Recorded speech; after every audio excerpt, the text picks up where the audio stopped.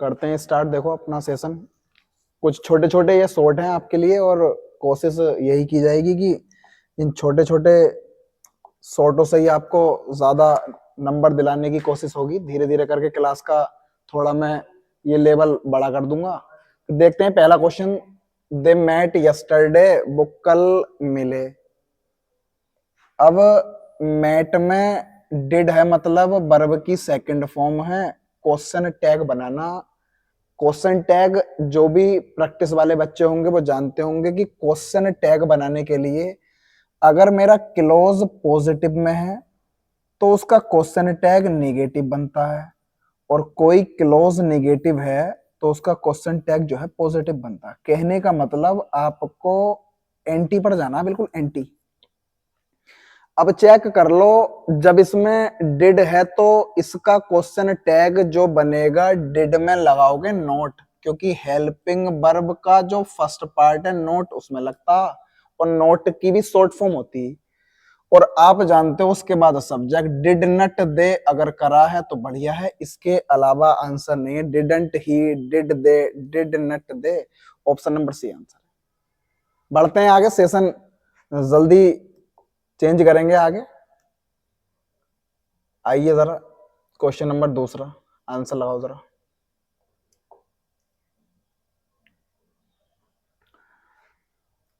An instrument for measuring high temperature. Question बड़ा प्यारा है कि एक ऐसा यंत्र जो कि हाई टेम्परेचर, हाई का मतलब होता है उच्च तापमान। अब उच्च तापमान मापने के लिए आप यूज करोगे, जितने भी मीटर हैं ये कुछ ना कुछ मापने के लिए यूज किए जाते हैं। मैंने कहा लैक्टोमीटर, दूध में लैक्टिक अम्ल होता है तो दूध की सांद्रता मापने के लिए लैक्टिक अम्ल।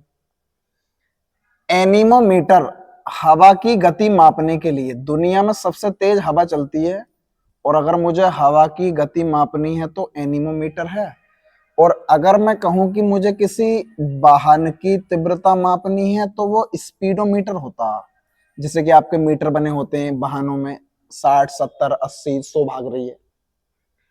अगर मैं कहूं थर्मोमीटर तो थर्म जो बोलते हैं ये बोलते हैं गर्मी, या कह सकते हो बुखार, या हो सकता है ये तापमान है जो आपका लो टेम्परेचर रहता। तो उस तापमान को मापने के लिए, बुखार मापने के लिए, जैसे डॉक्टर हैं उनके गले में थर्मोमीटर पड़ा होता। लेकिन पायरो जो प्रीफिक्स है ये आग का होता, फायर। और फायर का मतलब है एक ऐसी जगह जहां आग जैसा टेम्परेचर है, मतलब कि पायरोमीटर होता है उच्च तापमान मापने के लिए। फिलहाल डी है। आगे बढ़ते हैं, क्वेश्चन तीसरा।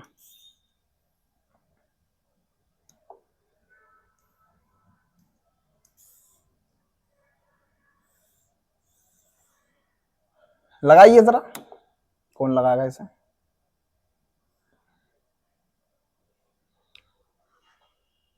Not a word they spoke against you, उन्होंने तुम्हारे खिलाफ एक भी शब्द नहीं बोला। मैंने बताया था जितने भी आपके नेगेटिव वर्ड हैं, एडवर्ब हैं, हार्डली, स्कार्सली, रेयरली, बेयरली, सो एडजेक्टिव या एडवर्ब, अगर ये सेंटेंस के शुरू में आए तो इनके बाद केस ऑफ इन्वर्जन बनता है, COI। इस स्पोक में डिड है तो पहले डिड आना चाहिए था, नॉट ए वर्ड डिड। बिल्कुल सही है दे, लेकिन जब डिड बाहर आ गया तो स्पोक कैसा आ जाएगा भाई। डिड बाहर आ गया तो डज कैसा आ जाएगा। डिड बाहर आ गया तो वर्ब की फर्स्ट फॉर्म आएगी speak. Option number C is correct answer, इसके अलावा आंसर नहीं। क्वेश्चन फोर्थ की तरफ बढ़ते हैं। देखो ये छोटे छोटे ये शॉर्ट हैं आपके ये, और ये छोटे छोटे शॉर्ट ही आपको बड़े नंबर दिलाने में ना बहुत ज्यादा आपका कारगर सिद्ध होंगे। तो मैं ये चाह रहा हूं कि धीरे धीरे करके रिदम बनाया जाए। क्लास हो जाती है, एक दो दिन मिस हो जाता है, लेकिन मैं अपनी कंटिन्यूटी को बनाए रखूंगा। अब कोशिश ये करूंगा कि क्लास डेली आए। अभी थोड़ा सा काम और बचा हुआ है, वो पूरा हो जाए फिर मैं डेली क्लास लूंगा। The tired passenger slept in the रिक्त स्थान शेड ऑफ ट्री। जो थका हुआ पैसेंजर है वो जो रिक्त स्थान, शेड है, छाया है, पेड़ की, उसमें सो गया। तो देखो कूलिंग तो वैसे भी कूलिंग क्रिस्टल्स हो गए जो, या मान लिया इजेमार बाजबर होता तो एक बार को सोच लेते जो शीतलक या कोई ठंडी हवा चल रही हो, कूलिंग। अगर मैं कहूं कोल्ड, तो कोल्ड तो वैसे भी जुखाम हो, जाड़ा हो, किसी को जुखाम वगैरह लग जाए तो ये कोल्ड तो इसलिए आता। लाइट तो ये प्रकाश होता, तो प्रकाश छाया से तो रिलेटेड कोई नहीं होता। लेकिन मैं कहूं अगर मुझे ठंडी या शीतल छाया चाहिए, कहने का मतलब है ठंडी या शीतल अगर छाया है जिसमें मैं सुकून से बैठ सकता हूं, तो उसके लिए आप कूल कर दोगे, कूल शेड ऑफ ट्री होती है, कोल्ड नहीं होगा। कूलिंग का कोई मतलब नहीं, लाइट तो वैसे भी प्रकाश होता। फिलहाल answer, the tired passenger slept in the cool shade of tree, जो थका हुआ यात्री था पेड़ की ठंडी छाया में सो गया। आगे आइए, अगला क्वेश्चन है चूज द रॉन्ग पेयर। आपको गलत पेयर का चुनाव करना, जरा देखते हैं। गिव इन, ये होता है आत्मसमर्पण कर देना, सरेंडर, बिल्कुल ठीक है भाई साहब।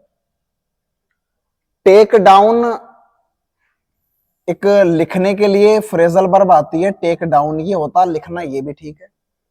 लेकिन एक टेक ऑफ आती है, आपको वो भी पता होना चाहिए। टेक ऑफ उड़ान भरना है।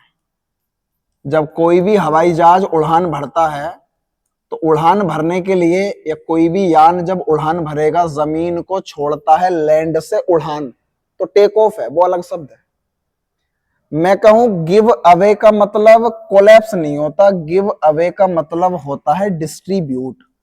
जब हम किसी चीज को बांट देते हैं तो डिस्ट्रीब्यूट होता है। लेकिन अगर मैं कोलैप्स की बात करूं तो वो गिव अवे नहीं, गिव वे होता, इसका मतलब होता कोलैप्स। कोई चीज अगर टूटकर बिखर जाए तो गिव वे होती, कोलैप्स वो अलग बात हो गई।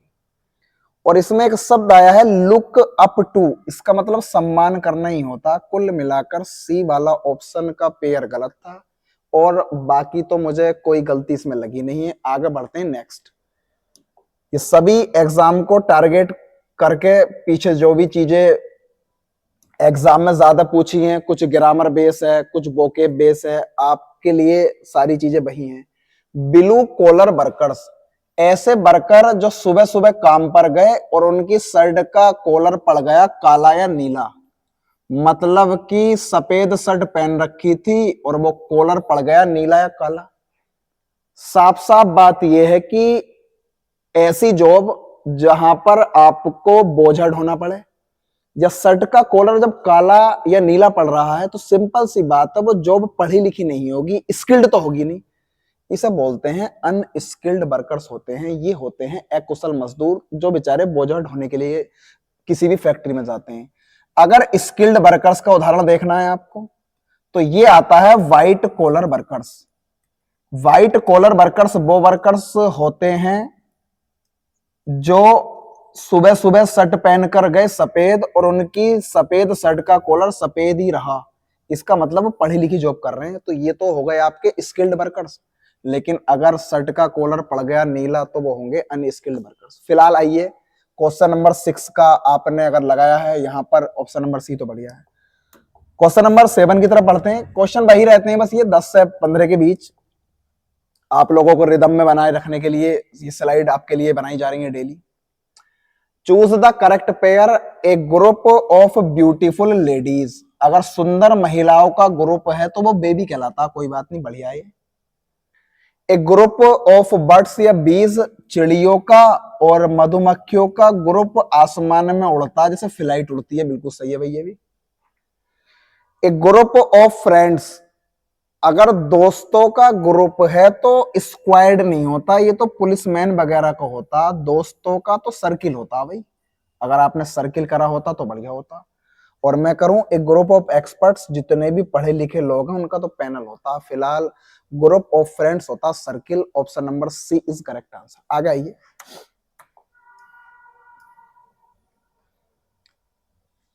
लगाते हैं जरा, कौन लगाएगा इसको। Either of these two roads lead to the post office. इन दोनों में से, देखो दो के लिए आप जानते हो वैसे भी ईदर का इस्तेमाल करता हूं, और दो में से किसी एक के लिए आता इधर। कहने का मतलब कोई एक है एक, ये मान लो। बड़ा आसान तरीका है, जब दो में से कोई एक है, इन दोनों में से कोई एक रोड, तो बताओ जब एक रोड है तो लीड्स होगी या लीड होगी? आपको डस लगाना था, कुल मिलाकर लीड्स आ जाएगा, क्योंकि एक के लिए डू नहीं डस आता। इन दोनों में से कोई एक रोड पोस्ट ऑफिस को जाती है, आपका बी ऑप्शन है। क्वेश्चन नंबर 9,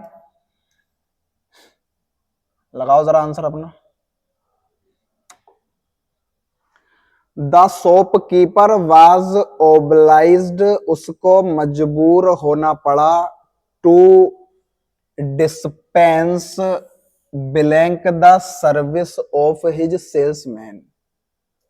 अब शॉपकीपर को जब मजबूर होना पड़ा तो डिस्पेंस के साथ एक प्रीपोजिशन आती है विद, और डिस्पेंस विद का मतलब होता है छुटकारा पाना। जो शॉपकीपर है उसे मजबूर होना पड़ा अपने नौकर या जो सेल्समैन है उसकी सेवा से छुटकारा पाने के लिए। कुल मिलाकर जब हम किसी की सेवा वगैरह से छुटकारा पाते हैं तो वो डिस्पेंस विद आता, इन नहीं आएगा, अवे नहीं आएगा, बाई नहीं आएगा, विद आंसर ऑप्शन नंबर है।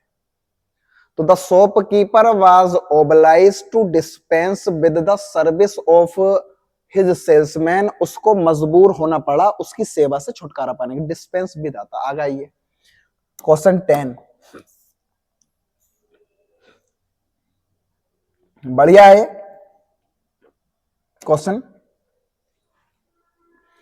A person who believes that, एक व्यक्ति जो विश्वास करता है, सम रेसेस, जो कुछ रेसेस हैं, या आप कह सकते हो जो कि ये आपके जाति धर्म के जो भी एक ग्रुप बने हुए हैं, रेसेस का मतलब यही है जो जाति धर्म से संबंधित बने होते हैं, आर बेटर देन अदर्स, कि जो हमारे ग्रुप हैं, हमारा वंश है, रेस वंश को भी बोल सकते हैं, जाति धर्म के जो ये पूरे ग्रुप बने होते हैं ना, वंश बोलता हूं।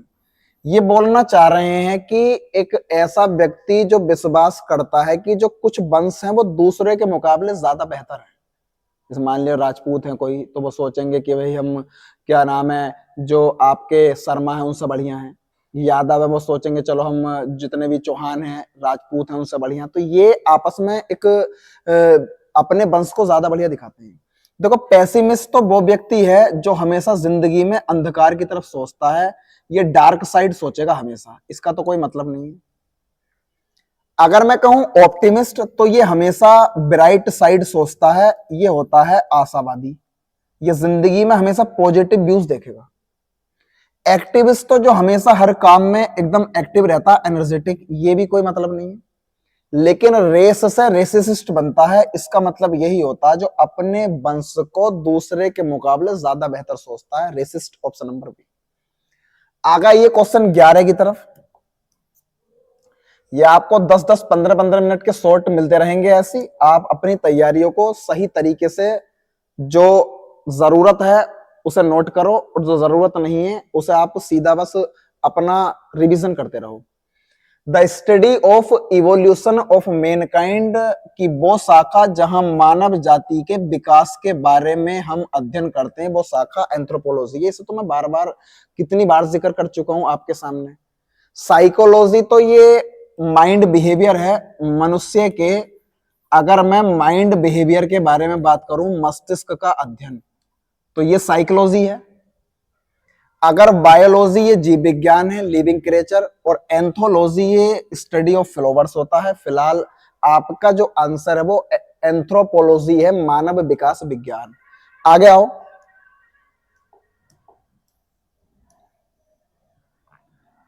लगाते हैं जरा इस पे।